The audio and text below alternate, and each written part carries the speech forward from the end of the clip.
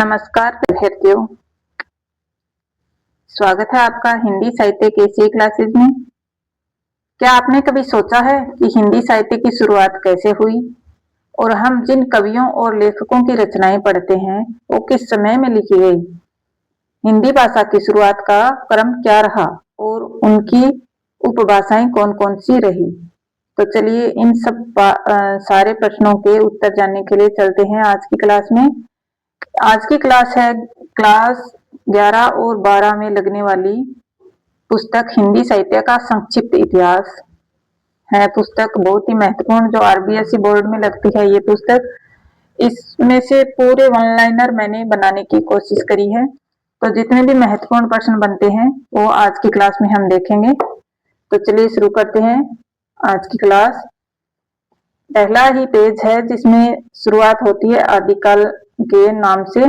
आदिकाल का समय रहा 993 ईस्वी से 1318 ईस्वी। ठीक है, तो आगे है इसकी हेडिंग रहती है हिंदी साहित्य की पूर्व पीठिका और हिंदी शब्द की व्युत्पत्ति कैसे रही। पहला ही पेज है, पहले पेज से ये सारे प्रश्न हैं जिसमें ये हेडिंग रहती है। आगे मैं उस पैराग्राफ से मैंने जितने भी महत्वपूर्ण प्रश्न बनते हैं वो यहाँ लेने की कोशिश करी है, कुछ भी छोड़ा नहीं है। तो चलिए शुरू करते हैं। पहला है आदिकाल का समय है 993 ईस्वी से 1318 ईस्वी तक माना जाता है। हिंदी भारत में सर्वाधिक बोले जाने वाली आर्य भाषा है। प्राचीन काल में भारत को आर्यव्रत कहा जाता था। ठीक है, भारत की स्थिति पृथ्वी के मानचित्र पर एक प्रायद्वीप के समान है। आप सब जानते हैं भारत की स्थिति अपने मानचित्र इस तरह से देख सकते हैं भारत का, तो उसमें तीन तरफ भारतीय भूभाग के तीन तरफ पानी है, जल है। तो उसमें जो भूभाग तीन तरफ से पानी से घिरा हो उसे प्रायद्वीप कहते हैं। तो भारत की स्थिति कैसी है? प्रायद्वीप के समान है। भारत के उत्तर में हिमालय, दक्षिण में हिंद महासागर स्थित है। ठीक है, आगे चलते हैं। आगे है भारतीय संस्कृति ने वैदिक संस्कार और सामाजिक परंपराओं को जन्म दिया। भारतीय संस्कृति का सबसे बड़ा गुण है सहिष्णुता। भारत की संस्कृति अनेक जाति धर्मों को अपने में समाहित करने की क्षमता रखती है।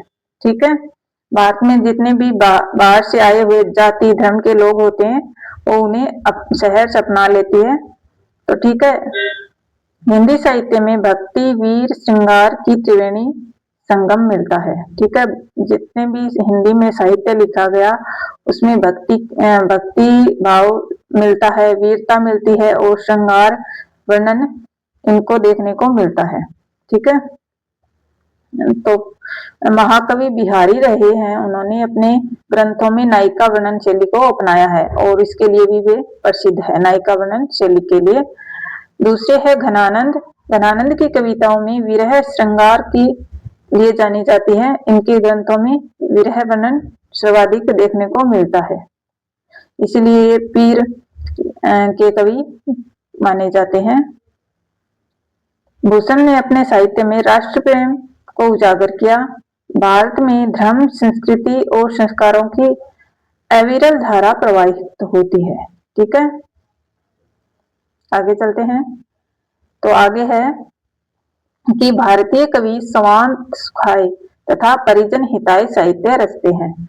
तो इसमें है स्वांत सुखाय अर्थात स्वयं को जो अच्छा लगता है और दूसरों को भी अच्छा लगे, अर्थात समाज भी उसे अपना साहित्य को पसंद करे। भारतीय कवि इस तरह से अपने साहित्य को लिखते हैं। ठीक है, तुलसीदास ने भक्ति भावना को जन जन तक पहुंचाया। सूरदास कृष्ण भक्ति के प्रमुख कवि माने जाते हैं और मलिक मोहम्मद जायसी प्रेमाख्यान काव्य के लिए प्रसिद्ध है, जिन्होंने पद्मावत की रचना करी। कबीर ने भक्ति और सामाजिक चेतना का संदेश दिया। भारतेंदु हरिश्चंद्र ने आधुनिक हिंदी साहित्य को दिशा दी। ठीक है, प्रेमचंद ने यथार्थवादी कथा साहित्य की रचना की। जयशंकर प्रसाद ने राष्ट्र प्रेम और सांस्कृतिक चेतना की अभिव्यक्ति दी है। इसलिए साहित्य को सुरसरी सम सब हित होय कहा गया है। अर्थात जितने भी कवि हमने देखे हैं, तुलसीदास, सूरदास, जायसी, कबीर, भारतेंदु, मुंशी प्रेमचंद, जयशंकर प्रसाद, जितने भी महान कवि लेखक हुए हैं, उन्होंने सबके हित में अपने साहित्य को लिखा है, सबके बारे में अच्छा ही लिखने की कोशिश करी है। तो इसलिए कहा गया है साहित्य को सुरसरी सम सब हित होय। ठीक है, आगे है कि हिंदी अब है, हिंदी शब्द की व्युत्पत्ति कैसे हुई उसके बारे में देखते हैं। पूरा पैराग्राफ है, जितने भी प्रश्न बनते हैं उसमें से मैंने ये लिया है। तो हिंदी शब्द की व्युत्पत्ति संस्कृत के सिंधु शब्द से मानी जाती है। ठीक है, संस्कृत के सिंधु शब्द से। सिंधु नदी के आसपास का क्षेत्र सिंधु प्रदेश कहलाता था। ईरान अर्थात फारस के लोग स को है में उच्चारित करते हैं। ठीक है, स को क्या बोलते थे वो ईरानी लोग स को है में उच्चारित करते थे। इस प्रकार सिंधु से शब्द बन गया हिंदू। ठीक है, स का है बन गया तो हिंदू। हिंद शब्द में एक प्रत्यय जुड़ने से हिंदिक बना। हिंदिक शब्द आगे चलकर हिंदी बना। ठीक है, ये क्रम याद रखेंगे। हिंदी शब्द की व्युत्पत्ति किस प्रकार हुई ये इस पुस्तक में दिया गया है, तो इसको ध्यान में रखेंगे। आगे है हिंदी भाषा का उद्भव और विकास कैसे हुआ। तो चलिए शुरू करते हैं इसको। भारतीय भाषाओं को का प्राचीनतम ग्रंथ ऋग्वेद है। ठीक है, प्राचीनतम ग्रंथ पूछ लिया जाए तो कौन सा है? ऋग्वेद। ठीक है, ऋग्वेद की भाषा संस्कृत थी। संस्कृत का काल लगभग 1500 ईस्वी पूर्व से 500 ईस्वी पूर्व माना जाता है। ठीक है, संस्कृत भी दो रूपों में देखने को मिली, वैदिक संस्कृत और लौकिक संस्कृत। वैदिक अर्थात जो ग्रंथों में विद्वानों ने संतों ने लिखी वो वैदिक संस्कृत, और लौकिक संस्कृत अर्थात चंचन की भाषा जो लोग बोलते थे वो लौकिक संस्कृत। वैदिक संस्कृत में वेद, उपनिषद, आरण्यक, ब्राह्मण आदि ग्रंथों की रचनाएं हुई। ठीक है, और लौकिक संस्कृत में रामायण, महाभारत जैसे महाकाव्यों की रचनाएं हुई। लौकिक संस्कृत भाषा के रूप में महाभारत, रामायण को तुलसीदास जी ने लिखा तो वो सर्व प्रसिद्ध और जन जन तक समझ में आने वाली भाषा बन गई और सर्व लोकप्रिय भी रही, जो आज तक प्रचलित है। लौकिक संस्कृत से विकसित होकर पाली भाषा प्रचलित हुई। ठीक है, संस्कृत के दो रूप हैं, वैदिक और लौकिक।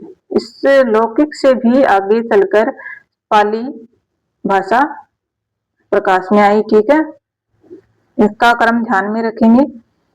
तो पाली को देख लेते हैं, पाली भाषा को।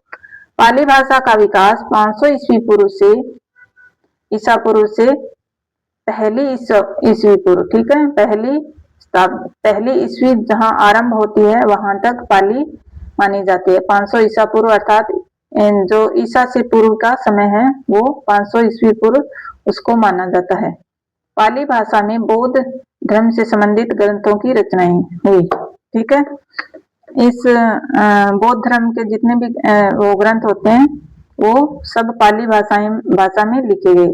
ठीक है, त्रिपिटक जो थे वो पाली भाषा में थे। पाली के बाद प्राकृत भाषा का विकास हुआ। ठीक है, पाली के बाद कौन सी भाषा आई? प्राकृत। तो प्राकृत है पहली शताब्दी से 500 ईस्वी के बाद तक का समय, अर्थात 1 से 500 ईस्वी तक का समय प्राकृत का माना जाता है। प्राकृत भाषा में जैन साहित्य की प्रमुख रचनाएं हुई। जितने भी जैन साहित्य थे वो प्राकृत भाषा में लिखे गए, और बौद्ध साहित्य किसमें लिखा गया? पाली में। ये ध्यान रखेंगे, बहुत ही महत्वपूर्ण है। प्राकृत से विकसित होकर अपभ्रंश भाषा का उद्भव हुआ। ठीक है, प्राकृत से कौन सी भाषा आई? अपभ्रंश। तो ठीक है, अपभ्रंश का क्या अर्थ होता है? बिगड़ा हुआ या विकृत रूप। अपभ्रंश में शब्दों के रूप में विकृति या बिगाड़ आने लगी। ठीक है, तो अपभ्रंश को अवहट के नाम से भी जाना जाता है। ठीक है, आगे चलते हैं।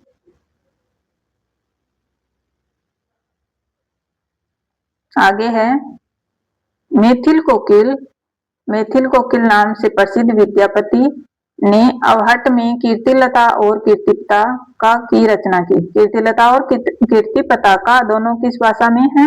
अवहट भाषा में लिखे गए हैं और इसके लेखक हैं, रचनाकार हैं विद्यापति। ठीक है, बहुत ही महत्वपूर्ण रचनाएं हैं, इनको याद रखेंगे। अपभ्रंश भाषा के विभिन्न क्षेत्रीय रूपों में हिंदी का उद्भव हुआ। सिद्धों, जैनाचार्यों और नाथ संप्रदाय के अनुयायियों ने अपभ्रंश के प्रचार प्रसार में योगदान दिया। ठीक है, अपभ्रंश भाषा के ये प्रचारक रहे सिद्ध, नाथ, जैन, ये जितने भी संत हुए इन संप्रदायों में, उन्होंने अपभ्रंश भाषा में अपने साहित्य और अपने प्रवचन जन जन तक पहुंचाए। ठीक है, हिंदी का प्रारंभिक रूप अपभ्रंश साहित्य में दिखाई देता है। ठीक है, ये अपभ्रंश से पहले, अपभ्रंश को अवहट भी कहते हैं, उसके बाद में अवधि, अवधि के बाद में ब्रज, ब्रज के अवधि पहले आई। अपभ्रंश से कौन सा रूप निकला? अपभ्रंश से अवहट, अवहट से अपभ्रंश से बनी अवहट। ठीक है, अवहट, फिर आई अवधि, अवधि ये वह है। ठीक है, और फिर है ब्रज, फिर खड़ी बोली और उसके बाद आई अपनी हिंदी। तो हिंदी के विकास में भी अपभ्रंश के बाद ये क्रम देखने को मिलता है। ठीक है, ये अवधि, अवहट, अवधि, ब्रज, खड़ी बोली और हिंदी, इस प्रकार इसका क्रम रहा। उससे पहले संस्कृत, संस्कृत, फिर उसके बाद में पाली, संस्कृत के बाद में पाली, उसके बाद में आई प्राकृत, प्राकृत में जैन साहित्य लिखा गया, पाली में बौद्ध, उसके बाद में है अपभ्रंश। ठीक है, अपभ्रंश ये क्रम मिलता है अपने, संस्कृत, पाली, प्राकृत, अपभ्रंश, इसको ध्यान में रखेंगे। और अपभ्रंश को अवहट, अवहट से निकली अवधि, अवधि ब्रज, खड़ी बोली और फिर आई हिंदी। ठीक है, ये क्रम अपने ध्यान में रखेंगे। तो आगे है, आचार्य हजारी प्रसाद द्विवेदी ने हिंदी को ग्राम्य अपभ्रंश का विकसित रूप माना है। ठीक है, पूछ लिया जाए हजारी प्रसाद द्विवेदी जी ने हिंदी को किसका विकसित रूप माना है? तो ग्राम्य अपभ्रंश का, इसको ध्यान रखेंगे।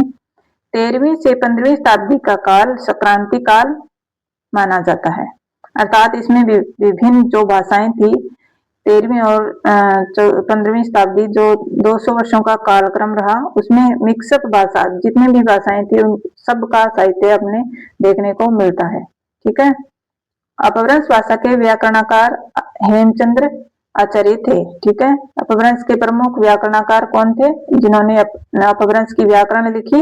वो थे हेमचंद्र आचार्य। ठीक है, हेमचंद्र नाम था इनका, आचार्य थे वो। हेमचंद्र आचार्य ने शब्दानुशासन नामक ग्रंथ लिखा। इनका ग्रंथ था शब्दानुशासन, जो एक व्याकरण ग्रंथ था। सिद्धाचार्यों ने हेमचंद्र से पहले ही अपभ्रंश की रचनाएं प्रस्तुत कर दी थी। हिंदी अपभ्रंश की गोद में पली बढ़ी भाषा है। ठीक है, अपभ्रंश से ही हिंदी विकसित हुई, इसलिए इसको कहा गया है कि ये इसकी गोद, अपभ्रंश के गोद में पली बढ़ी भाषा है। अपभ्रंश को हिंदी की प्रारंभिक आधारभूमि माना जा सकता है। ठीक है, तो इसको ध्यान रखेंगे, आचार्य हजारी प्रसाद द्विवेदी ने ग्राम्य अपभ्रंश कहा है। ठीक है, आगे है उदय नारायण तिवारी। ठीक है, इनका ध्यान रखेंगे। उदय नारायण तिवारी के अनुसार 13वीं शताब्दी 15वीं शताब्दी तक का समय संक्रांति काल कहा जाता है। ठीक है, उदय नारायण तिवारी ने संक्रांति काल की समय सीमा क्या मानी है, या संक्रांति काल किस समय को कहा है? तो 13वीं से 15वीं शताब्दी के मध्य इस पुस्तक में दिया गया है, तो इसको याद रखेंगे, ये महत्वपूर्ण हो जाता है। इस काल में भारतीय आर्य भाषाएं अपभ्रंश से आधुनिक रूप की ओर बढ़ रही थी। ठीक है, जो आज वर्तमान में प्रचलित भाषा है उसकी बात कर रहे हैं कि ये इस काल में, कौन से काल में? 13वीं से 15वीं शताब्दी में। तो मिक्सअप था भाषाओं का, तो धीरे धीरे धीरे धीरे ये हिंदी की तरफ बढ़ रही थी। आगे है मिश्र बंधु। मिश्र बंधु विनोद में हिंदी साहित्य के आदिकाल को अपभ्रंश प्रधान माना है। ठीक है, इनकी पुस्तक है मिश्र बंधु विनोद। ठीक है, तो इसको हिंदी साहित्य के आदिकाल को, इसमें जो आदिकाल लिखा है इन्होंने, उसको माना है अपभ्रंश का प्रधान, अर्थात इसमें अपभ्रंश भाषा का, आदिकाल में अपभ्रंश भाषा का बहुत प्रचलन हुआ और ग्रंथ सारे थे वो अपभ्रंश भाषा के माने जाते हैं, माने इन्होंने मिश्र बंधुओं ने। ठीक है, आगे है रामचंद्र शुक्ल। रामचंद्र शुक्ल ने हिंदी साहित्य का आदिकाल अपभ्रंश और प्राकृत से संबंधित माना है। ठीक है, हिंदी साहित्य का जो आदिकाल है वो अपभ्रंश और प्राकृत से संबंधित माना है। ठीक है, आगे है डॉक्टर नामवर सिंह। डॉक्टर नामवर सिंह को पढ़ते हैं तो इन्होंने क्या माना है कि 13वीं सदी तक क्षेत्रीय बोलियों का स्वतंत्र रूप विकसित हो गया था। ठीक है, क्षेत्रीय बोली जहां जन जन तक की भाषा थी, जो क्षेत्र विशेष में बोली जाती थी, उनको क्षेत्रीय बोली कहा है। ठीक है, तो हिंदी का क्षेत्र दो भागों में बांटा गया है। दो भाग कौन कौन से है? प्रथम है पश्चिमी हिंदी और द्वितीय है पूर्वी हिंदी। पश्चिमी और पूर्वी हिंदी दो भागों में इसको हिंदी को बांट दिया गया है। ये हो गया जैसे, तो ये हो गया पश्चिमी और ये पूर्वी, इस तरह से दो भागों में बांट दिया गया है। अपभ्रंश साहित्य को हिंदी के जन्म का प्रमुख कारण माना जाता है। ठीक है, इसको ध्यान रखेंगे। अपनी नोटबुक अपने पास रखिए और उसमें लिखते जाइए, अपने नोट्स खुद के बना लीजिए। तो ये मैं पीडीएफ अपने टेलीग्राम ग्रुप में शेयर कर दूंगी, तो वहां से भी आप देख सकते हैं। तो अपभ्रंश साहित्य को हिंदी के जन्म का प्रमुख कारण माना जाता है। ठीक है, अपभ्रंश का साहित्य है उसकी वो हिंदी के विकास में महत्वपूर्ण योगदान रहा। डॉक्टर नगेंद्र के अनुसार अपभ्रंश से ही हिंदी का क्षेत्रीय रूप विकसित हुआ। ठीक है, क्षेत्रीय रूप अर्थात हिंदी के बहुत से रूप प्रचलित है। कहीं अवधि के रूप में बोले जाने लगा, कहीं ब्रज के, कहीं खड़ी बोली के, इसलिए इसको कहा है कि क्षेत्रीय रूप विकसित हुआ हिंदी का। अपभ्रंश के मुख्य रूप थे शोरसेनी, ब्राह्मण, महाराष्ट्री, मागधी, अर्धमागधी और पैशाची भी इसमें आते हैं। ठीक है, आगे है हिंदी के विकास के प्रमुख अपभ्रंश रूप। अपभ्रंश रूप कौन कौन से थे हिंदी के विकास में, तो वो देखते हैं। अपभ्रंश का रूप ही था ये, जिनको अलग अलग तीन भागों में बांट दिया गया है: शोरसेनी अपभ्रंश, मागधी अपभ्रंश और अर्धमागधी अपभ्रंश। तो ठीक है, तो शोरसेनी अपभ्रंश है पहला। तो इससे जितनी भी भाषाएं बनी वो पश्चिमी हिंदी के रूप में बोली जाती थी। ये जैसे ये रूप रहा, तो ये है पश्चिम और ये है पूर्व। तो पूर्व में, पश्चिम में जो भाषाएं विकसित हुई पश्चिम क्षेत्र में, वो किसका रूप थी? शोरसेनी अपभ्रंश का रूप थी। ठीक है, ये अपभ्रंश भी तीन रूप के थे। तो पहला है शोरसेनी, तो शोरसेनी पश्चिमी हिंदी के विकास में योगदान रहा, इसका ध्यान रखेंगे। दूसरा है अर्धमागधी अपभ्रंश से पूर्वी हिंदी का विकास हुआ। ये पूर्वी हिंदी है, तो इससे किसका विकास हुआ? अर्धमागधी अर्धमागधी अपभ्रंश से पूर्वी हिंदी का विकास हुआ। ठीक है, तो ये दूसरा है। तो इससे जितनी यहाँ बोलियां बोली जाती थी वो किससे विकसित हुई? अर्धमागधी अपभ्रंश से। ठीक है, और मागधी अपभ्रंश ये तीसरा रूप है अपभ्रंश का, तो इससे बिहारी हिंदी का विकास हुआ। बिहारी क्षेत्र के आसपास जो बोली जाती थी उसको, वो किस भाषा से निकली थी? मागधी अपभ्रंश से निकली भाषा थी। ठीक है, ये महत्वपूर्ण है, तो इसको ध्यान में रखेंगे। अब है शोरसेनी अपभ्रंश की उपभाषाएं और बोलियां। ठीक है, हिंदी में 5 उपभाषाएं और 18 बोलियां हैं। ठीक है, तो इनको बहुत ही ध्यान से याद रखेंगे, पढ़ेंगे ध्यान से। तो 5 उपभाषाएं और 18 बोलियां हैं। ठीक है, 18। ठीक है, तो पश्चिमी हिंदी की प्रमुख बोलियां देख लेते हैं पहले। तो पश्चिमी हिंदी की प्रमुख बोलियां हैं खड़ी बोली, ब्रजभाषा, बुंदेली, हरियाणवी और कन्नौजी। ठीक है, तो इसके ट्रिक बना लेते हैं अपने, जैसे हरी, खड़े, ब्रज में कानों में बूंदे डाले। ठीक है, हरी खड़े ब्रज में कानों में बूंदे डाले। कैसे याद रखेंगे? ऐसे भी याद रख सकते हैं, पश्चिमी है कि पूर्वी है। तो पश्चिम में खड़े हैं हरी, कानों में बूंदे डाले। पश्चिम में खड़े हरी, कानों में बूंदे डाले। ठीक है, ऐसे याद रह जाएगा। अपने माइंड में चित्र बना लें कि पश्चिम में खड़े हैं हरी, अपने कानों में कुंडल डाले हुए ब्रज में खड़े हैं, इस तरह से। और दूसरा है पूर्वी हिंदी की प्रमुख बोलियां। जो पूर्व में थे, पूर्व की हिंदी है, उसमें कौन कौन सी बोलियां प्रचलित थी? अवधी, बघेली और छत्तीसगढ़ी। अवधी, बघेली और छत्तीसगढ़ी। बघेली को याद रखेंगे, बघेली है इसमें ए, ऐसे बी और सी, इस तरह से ABC याद रख सकते हैं। तो आगे है राजस्थानी समूह की बोलियां, ये हो गया। तो अगला है राजस्थानी समूह की बोलियां, मारवाड़ी, मेवाड़ी, जयपुरी और मालवी।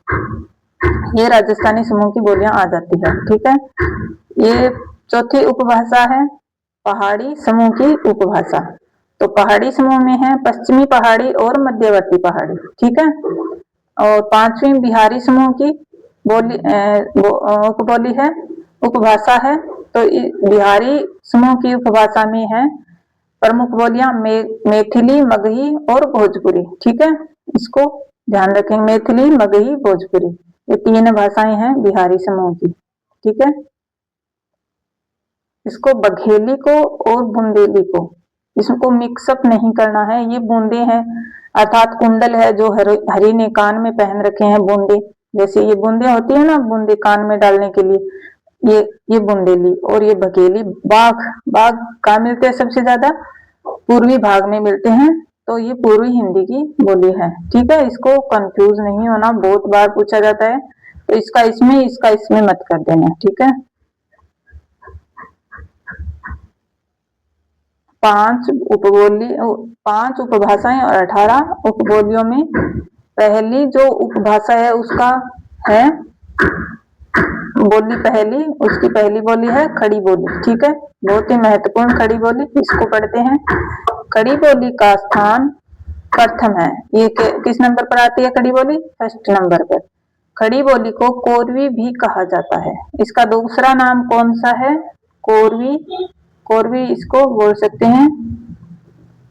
तो इसको ध्यान में रखेंगे कि ये कोरवी बोली है। ठीक है, तो खड़ी बोली का विकास दिल्ली, गाजियाबाद, मेरठ, सहारनपुर आदि क्षेत्रों में हुआ है। ठीक है, खड़ी बोली में लोक नाटक, कहानी, लोक काव्य और गीतों की रचनाएं हुई। मध्यकाल में खड़ी बोली देवनागरी लिपि में लिखी जाने लगी। ठीक है, मध्यकाल में देवनागरी लिपि में खड़ी बोली लिखी जाने लगी। खड़ी बोली में अरबी, फारसी शब्द भी सम्मिलित हो गए थे। ठीक है, ये पश्चिमी हिंदी उपभाषा है, उसकी प्रमुख बोली है खड़ी बोली। ठीक है, दूसरी है खड़ी बोली के बाद दूसरी है हरियाणवी। हरियाणवी का क्षेत्र है हरियाणा प्रदेश में। ठीक है, उसमें बोली जाती है। हरियाणवी को ग्रामीण क्षेत्र में बांगरू भी कहा जाता है। ठीक है, बांगरू, बांगरू शब्द याद रखेंगे। खड़ी बोली को क्या कहा जाता है? कोरवी, और हरियाणवी को बांगरू। ठीक है, हरियाणवी में कहीं कहीं पंजाबी भाषा का प्रभाव मिलता है। तीसरा है कनौजी। कनौजी बोली कनौज क्षेत्र में बोली जाती है। कनौजी का प्रभाव कानपुर, पीलीभीत, इटावा, शाहजहांपुर, फर्रुखाबाद और हरदोई में है। ठीक है, आगे है कनौजी को ब्रज से मिलती जुलती बोली माना जाता है। यह ब्रज से भिन्न है, मिलती जुलती माना जाता है पर ब्रज से अलग है। ठीक है, कनौजी बोली। कनौजी क्षेत्र में कान्यगुप्त ब्राह्मणों का बाहुल्य था। ठीक है, इनको एक एक लाइन को ध्यान से रखेंगे, याद करने योग्य है। जो भी लाइनें व्यर्थ नहीं लिया मैंने इसमें अपने नोट्स में, जो इम्पोर्टेंट है वो ही यहाँ रखी है। तो इस प्रत्येक लाइन आपके लिए इम्पोर्टेंट है। हिंदी, जितनी भी हिंदी भाषी प्रतियोगी परीक्षाएं होती है उसमें हिंदी साहित्य आता ही आता है, तो उसके लिए ये महत्वपूर्ण बन जाती है भाषा का जो चैप्टर है उसमें भी ये महत्वपूर्ण है। अगली बोली है ब्रज भाषा। इसको ब्रज भाषा कहा जाता है पर ये बोली है, ठीक है। ये क्या है? बोली। ब्रज भाषा ब्रज मंडल मथुरा वृंदावन की प्रमुख बोली है, ठीक है। मथुरा और वृंदावन की प्रमुख बोली। ब्रज भाषा शौरसेनी अपभ्रंश का मध्यवर्ती रूप है, ठीक है। मध्यवर्ती रूप इसको माना है, इसको ध्यान रखेंगे। ब्रज क्षेत्र में आगरा, अलीगढ़, बरेली, मथुरा, एंटा, मैनपुरी, धौलपुर, भरतपुर आदि क्षेत्र आते हैं, ठीक है। ये कहाँ यूपी में बोली जाती है? ब्रज क्षेत्र में। तो इसमें ये क्षेत्र आ जाते हैं, तो इनको याद रखेंगे।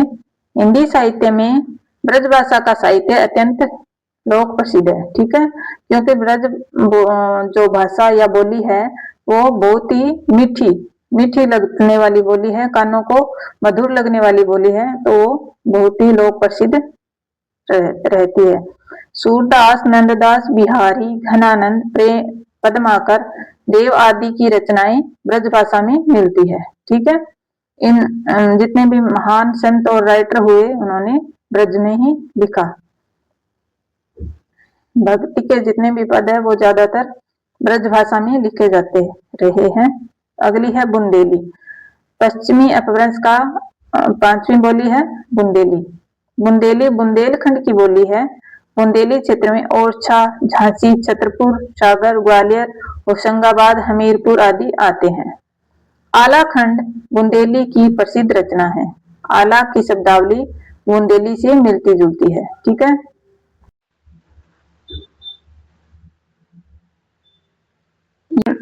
आलाखंड है, आलाखंड परमाल रासो का दूसरा नाम है। ये परमाल रासो को ही, जो जगनी की रचना है परमाल रासो, ये आलाखंड को ही कहते हैं। ये बुंदेली की प्रसिद्ध रचना है, ठीक है। अगली बोली पढ़ते हैं। अगली बोली की तरफ चलते हैं, तो यह है अवधी। अवधी पूर्वी हिंदी की बोलियों में अवधी का प्रथम स्थान है, ठीक है। पूर्वी हिंदी में कौन सी है प्रथम स्थान पर? अवधी। और पश्चिमी हिंदी में कौन सी थी प्रथम स्थान पर? खड़ी बोली। इसको ध्यान में रखेंगे। तो अवधी अयोध्या क्षेत्र की बोली है। अयोध्या का वर्तमान नाम अवध प्रदेश है। तुलसीदास की रामचरितमानस अवधी की रचना है। अवधी भाषा में लिखी गई रामचरितमानस, इसको ध्यान में रखेंगे। अवधी का प्रभाव अयोध्या, सुल्तानपुर, प्रतापगढ़, सीतापुर, फैजाबाद, बाराबंकी में है, ठीक है। यहाँ अवधी भाषा बोली जाती है। जायसी और तुलसी अवधी के प्रमुख कवि माने जाते हैं। जायसी ने पद्मावत की रचना करी और तुलसीदास ने रामचरितमानस लिखी। तो इनकी भाषा क्या थी इनके ग्रंथों की? अवधी, ठीक है। ये नहीं है कि इन्होंने ब्रज में भी लिखा है, अवधी सिर्फ अवधी में ही लिखा, ऐसा नहीं है। ब्रज में भी लिखा, परंतु प्रमुख भाषा इनकी अवधी मानी जाती है, ठीक है। आगे है मुल्ला दाऊद की चंदायन, कुतुबन की मृगावती, मंझन की मधुमालती भी अवधी में रचित है। तो ये बहुत ही सीधा सीधा प्रश्न पूछ लिया जाता है, चार ऑब्जेक्टिव बनाकर कि मुल्ला दाऊद की चंदायन, मृगावती, मधुमालती, आगे भाषा दे दें अवधी या ब्रज, ऐसे तो आप कंफ्यूज नहीं होंगे। ये अवधी में रचित भाषा ये, ठीक है। आगे है बघेली। अगली बोली है बघेली। पूर्वी हिंदी की बोली है बघेली। बघेली का संबंध रीवा क्षेत्र से है। बघेली की उत्पत्ति पूर्वी हिंदी से मानी जाती है, ठीक है। अब हम पूर्वी हिंदी की उपबोली है, वो पूर्वी हिंदी उपबोली है, उसकी बोलियां पढ़ रही हैं। तो ये बघेली है, वो पूर्वी हिंदी में हिंदी की बोली मानी जाती है। बघेली रीवा, सतना, सिंगरौली, नागौद, जबलपुर में बोली जाती है। कुछ विद्वान बघेली को अवधी की उपबोली मानते हैं, ठीक है। आगे है छत्तीसगढ़ी। छत्तीसगढ़ी मध्य प्रदेश से अलग होकर छत्तीसगढ़ राज्य की बोली, ये छत्तीसगढ़ है वो मध्य प्रदेश से अलग होकर छत्तीसगढ़ राज्य बना, उसकी प्रमुख बोली है। बिलासपुर रायपुर क्षेत्र में प्रचलित है। छत्तीसगढ़ के बिलासपुर और रायपुर में प्रचलित है छत्तीसगढ़ी। ठीक है, अगली बोली है जो राजस्थानी उपभाषा है उसकी बोली है पहली। फिर आगे चलते हैं। मारवाड़ी पश्चिमी राजस्थानी के नाम से भी जानी जाती है। राजस्थान के पश्चिमी भाग जोधपुर बीकानेर की बोली है। डिंगल भाषा में रासो साहित्य प्रसिद्ध है। मारवाड़ी भाषा अर्थात डिंगल भाषा में रासो साहित्य लिखा गया। अगला है जयपुरी या ढूंढाड़ी। जयपुरी को कौन सी बोली बोलते हैं? ढूंढाड़ी। राजस्थान के पूर्वी भाग जयपुर, टोंक आदि क्षेत्रों की बोली है। हाड़ौती इसकी शाखा है। ठीक है, अगला है मेवाती। उत्तरी राजस्थान के मेवात क्षेत्र में की बोली इसका मिश्रित रूप अहीरवाटी कहलाता है। क्या कहलाता है? मिश्रित रूप। मेवात क्षेत्र की बोली है ये अहीरवाटी। मेवाती को अहीरवाटी भी कहते हैं। ठीक है, अगला है मालवी। राजस्थान के दक्षिणी मालवा क्षेत्र की बोली शोरशनी अपभ्रंश से विकसित है। ठीक है, इसको ध्यान में रखेंगे, शोरशनी अपभ्रंश से विकसित है। आगे है, अगला है भोजपुरी। बिहार के भोजपुर क्षेत्र पर आधारित बोली लोक साहित्य समृद्ध है इसका। भारतेंदु हरिश्चंद्र, प्रेमचंद्र, जयशंकर प्रसाद इसी क्षेत्र से जुड़े हैं। ये जितने भी महान लेखक हुए हैं, ये प्रेमचंद, जयशंकर प्रसाद, भारतेंदु हरिश्चंद्र, इन्होंने बिहार के भोजपुरी जो बोली थी उसमें लिखा। आगे है मगही। मगही बोली है मगध क्षेत्र की बोली मागधी अपभ्रंश से विकसित है। पटना गया क्षेत्र में प्रचलित है। और अगली बोली है मैथिली। मिथिला क्षेत्र में विकसित बोली विद्यापति इसके प्रसिद्ध कवि वाणी की मधुरता के लिए प्रसिद्ध है। मैथिली अपने देखा था पीछे, जो मैथिल कोकिल के नाम से जाने जाते हैं विद्यापति, इसके प्रमुख कवि माने जाते हैं। तो ये मिथिला क्षेत्र में बोली जाती है और ये मैथिली अपनी मधुरता के लिए प्रसिद्ध है, यानी मीठी बोली है ये। अगला है पश्चिमी पहाड़ी। शोरशनी अपभ्रंश से विकसित बोली हिमाचल प्रदेश, शिमला, मंडी आदि में बोली जाती है। ठीक है, 16वीं होगी, 16वीं बोली। आगे है 17 नंबर पर मध्यवर्ती पहाड़ी बोली। गढ़वाली और कुमायूनी क्षेत्र में बोली जाती है। मध्यवर्ती पहाड़ी बोली का क्षेत्र गढ़वाल प्रदेश है। यह बोली गढ़वाल और कुमायूं दोनों क्षेत्रों में बोली जाती है। सुमित्रा नंदन पंत जो छायावाद के प्रमुख कवि माने जाते हैं, वो मध्यवर्ती अर्थात इस क्षेत्र के ही प्रसिद्ध कवि रहे हैं। मध्यवर्ती पहाड़ी क्षेत्र की बोली होने के कारण इसे मध्यवर्ती पहाड़ी कहा जाता है। यह बोली शोरशनी अपभ्रंश से विकसित है। अपभ्रंश का रूप कौन सा है, यह पूछ लिया जाता है कि इस बोली का अपभ्रंश में रूप कौन सा है, शोरशनी है या अर्धमागधी है या मागधी है, इस तरह से पूछ लिया जाता है। तो इसको याद रखेंगे। ठीक है, पूछा भी गया है बहुत बार। तो ये बोलियां यहीं तक है। उत्तराखंड के कुमायूं क्षेत्र में कुमायूनी बोली का प्रचलन है। नैनीताल, अल्मोड़ा, रानीखेत में यह बोली बोली जाती है। ठीक है, तो जो कक्षा 11 और 12 में आरबीएसई बोर्ड की पुस्तक है हिंदी साहित्य का संक्षिप्त इतिहास, इसमें 18 बोलियां बताई गई है। ठीक है, 5 उपभाषाएं और 18 बोलियां। पर इसमें जो इसका विस्तार है जो बोलियों का, वो 17 ही बोलियां बताई गई है। जैसे अपने पढ़ा था पीछे, जितना भी पढ़कर आए हैं उसमें 17 बोलियां दी गई है। लास्ट 17 मध्यवर्ती पहाड़ी आ जाती है। तो इसको आप ध्यान में रखेंगे कि जो जब प्रश्न आए तो 18 बोलियां ही करनी है अपने को। ठीक है, 18 बोलियां ही। तो यहाँ तक बने रहने के लिए आप सभी का धन्यवाद। तो अगले बेहतरीन टॉपिक के साथ मिलते हैं। तब तक के लिए अपना ध्यान रखें, आगे बढ़ते रहें, स्वस्थ रहें, मस्त रहें। धन्यवाद।